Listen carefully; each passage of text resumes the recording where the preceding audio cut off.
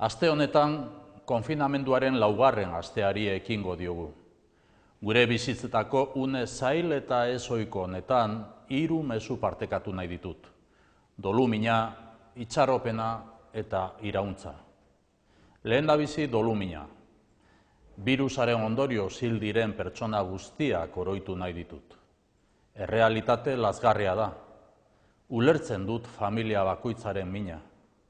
Maite dituztenak baldintza berezi eta mingarrietan agurtu behar dituzte. Ulertzen dut zein gogorra izan behar duen dolua egiteak senide eta hurbilekoen babesik gabe. Oinase eta tristura horren aurrean, nire sentimendurik zintzoena helarazi nahi dizuet. Jaso ezazuen nire doluminak eta elkartasuna. Bigarrena, itxaropena. 3 asteko konfinamendu eta sakrifizioaren ondoren, lehen aldiz itxaropen izpi bat ikusten dugu. Lehen aldiz, joera aldaketa positiboa sumatzen ari gara. Heriotzen inguruko albisteak oso gogorrak izaten ari dira, ez dago zalantzarik. Hala ere, badaude zenbait datu ikuspegi positiboa izateko. Kutsatu berrien jaitsiera, ospitaleetako ohea ahalmena edo alten bilakaera. Zuhurtziaz ari gara, baina esan beharra dago itxaropenerako datuak ditugula. Gizartearen ahaleginari esker, guztiok egiten ari zareten ahaleginari esker, emaitza onak lortzen ari gara. Hirugarrena, irauntza. Badakit azken asteak oso gogorrak izaten ari direla. Batez ere, osasun arloan edo arlo soziosanitarioan lanean ari diren profesionalentzat. Arratsaldero jasotzen duzue gizartearen elkartasuna balkoi eta leihoetatik. Gaur, berriro, merezitako aitortza horrekin bat egin nahi dut. Ulertzen dut halaber pertsona asko nekatuta egotea. Bereziki adinekoak, etxeko txikienak edo gazteak. Ahalegin handia egiten ari zarete, badakigu, eskertzen dizuegu. Orain ezin dugu arreta jaitsi.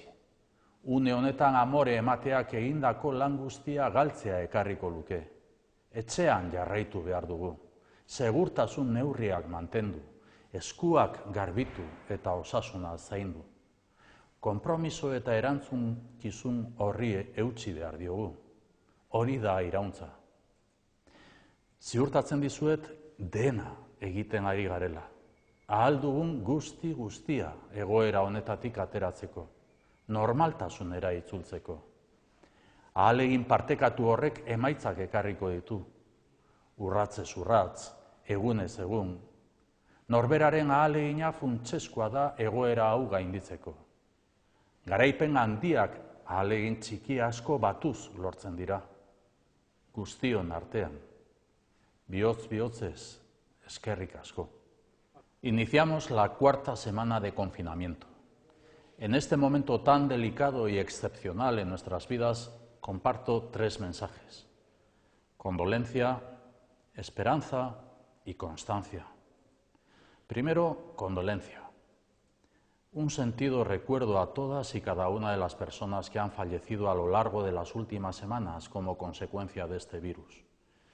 Es una realidad desgarradora. Entiendo el dolor añadido de cada familia por las condiciones en que debe despedir a sus seres queridos. Comprendo la tristeza de no poder contar con la compañía y el calor de familiares y personas allegadas. Ante esta suma de dolor y tristeza, os traslado mi más sincero sentimiento de solidaridad y cercanía. Segundo, esperanza. Después de 3 semanas de confinamiento, de sacrificio personal y colectivo, vemos un rayo de esperanza. Por primera vez, apreciamos durante varios días un cambio de tendencia en positivo. Es cierto que cada fallecimiento es duro. Es cierto que debemos hablar siempre con la máxima cautela. Pero es cierto también que la evolución de contagios, el balance de altas e ingresos o la capacidad de camas en los hospitales empiezan a mejorar. Los datos objetivos nos ofrecen motivos para la esperanza. Me quedo con las palabras que me ha enviado un médico. empiezo a ver que podemos ganar al virus. Hoy apreciamos que el esfuerzo de la sociedad, que todas y todos estáis realizando, ofrece resultados. Tercero, constancia. Sé que están siendo semanas muy duras, especialmente para las y los profesionales sanitarios, sociosanitarios y de los servicios esenciales. Cada tarde recibís la solidaridad de la ciudadanía desde los balcones y ventanas de todos los rincones de nuestro país. Me sumo a ese merecido reconocimiento. Entiendo también que muchas personas estéis cansadas, particularmente quienes sois mayores, también las y los más pequeños de la casa, las y los jóvenes. Estáis haciendo un gran esfuerzo, lo sabemos, os lo agradecemos. Ahora no podemos bajar la guardia. Ceder en este momento significaría echar por tierra el trabajo realizado. Tenemos que seguir en casa, respetar la distancia de seguridad, cumplir las medidas de higiene y salud. Necesitamos mantener este compromiso y responsabilidad con constancia. Os aseguro que estamos haciendo todo lo posible y lo imposible para salir de esta situación y volver a la normalidad. Este esfuerzo compartido va a dar resultado, paso a paso, día a día. Vuestra aportación personal es clave para superar esta situación.